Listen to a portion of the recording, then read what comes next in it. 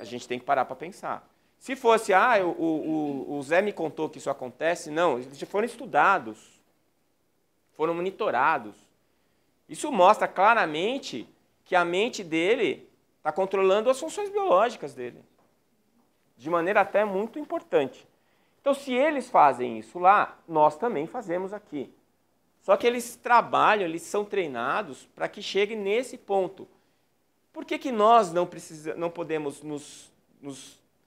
tomar consciência dessa nossa capacidade de interferência no nosso corpo, talvez para melhorar a nossa saúde? Não é? O último Congresso Brasileiro de Reumatologia, eu tive a oportunidade de ir lá falar sobre efeito placebo. E eu comecei a estudar, eu já tinha feito um trabalho anteriormente sobre efeito placebo e fui fazer uma atualização. É uma coisa impressionante, né? Eu não sei se todos vocês sabem disso, mas uma droga que vai ser testada para ser colocada no mercado, ela tem, o grupo placebo tem bons resultados em cerca de 50% a 60%. Para a droga ser autorizada para ser fabricada e colocada no mercado nos Estados Unidos, ela só precisa ter 5% a mais que o placebo. Gente, na minha opinião, é tudo placebo, inclusive a droga. A diferença é o grau de indução que a gente tem sobre o paciente. Então, se eu tomo o remédio faz uma mudança bioquímica no meu corpo, eu percebo essa mudança bioquímica, eu falo, opa, está funcionando. Aí eu acredito e aí eu me curo. Né? Isso é péssimo você falar perto de médico, porque a gente acha que a gente faz alguma coisa. Mas eu chego à conclusão que a minha arma terapêutica mais importante, se não for a única, é a relação médico-paciente. Porque se o cara confia em mim, o que eu falar para ele vai acontecer. A terapêutica que eu der para ele vai ser eficaz. Agora, se ele não gostou de mim, se ele não acredita em mim, não vai funcionar. Nada funciona. Quem aqui já não pegou um pacientinho que você já deu tudo para ele e não fez nem cócega? Né? Ele está gastando lá R$200 por semana de remédio que você prescreveu para ele e continua tudo igual. Aí o que você fala para ele? Psicológico, não é? Joga a toalha. Você não tem nada, vai procurar uma psicóloga. Se não tem nada, não precisa da psicóloga, não é? Porque, no fundo, a gente sabe que é assim que funciona. Então, nós temos um poder muito grande sobre o nosso corpo, porque nosso corpo é formado por animáculos infinitesimais domesticados. E eles não são rebeldes, eles só fazem o que a gente manda, não é? Como é que essa interferência ocorre? Aí é o que a gente tentou no primeiro livro, Fisiologia Transdimensional, eu tentei fazer isso.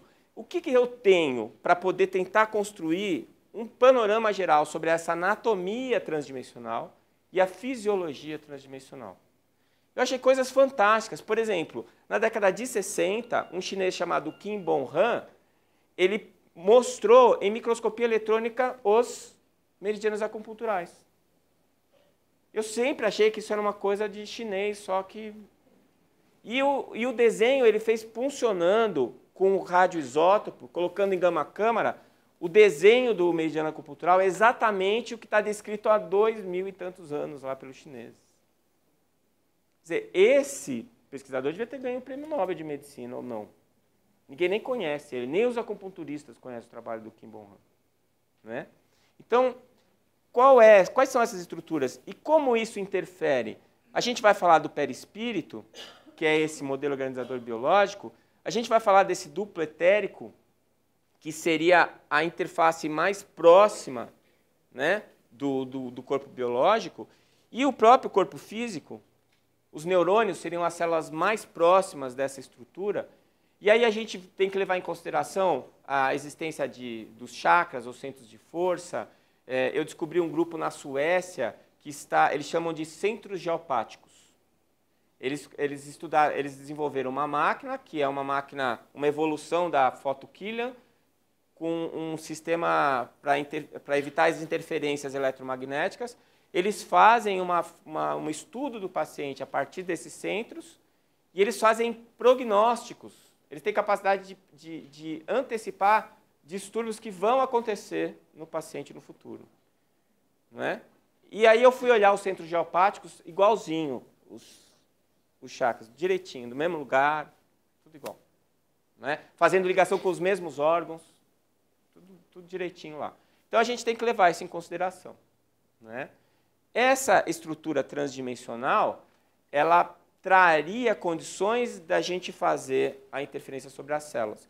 O Dr. Jeffrey Satinover escreveu um livro muito legal chamado O Cérebro Quântico, em que ele traz uma teoria que também está sendo defendida por outros físicos americanos, de que seriam os microtúbulos que seriam amplificadores de um sinal quântico que viria desse metassistema e que interferiria diretamente no metabolismo celular.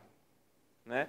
O Dr. Jeffrey Satinover, ele fez medicina na Harvard, se especializou em psiquiatria, depois ele fez psicanálise, aí não satisfeito, ele fez tecnologia da informação no MIT, né, e se formou bacharel em matemática. Se esse cara não sabe o que está falando, muito menos eu. Não é? Então a gente tem que levar ele como uma referência importante. E ele fala isso. Olha que interessante. Lá no livro Evolução em Dois Mundos, o André Luiz fala que o controle da célula está no citoplasma e se dá através dos centríolos, que são microtúbulos.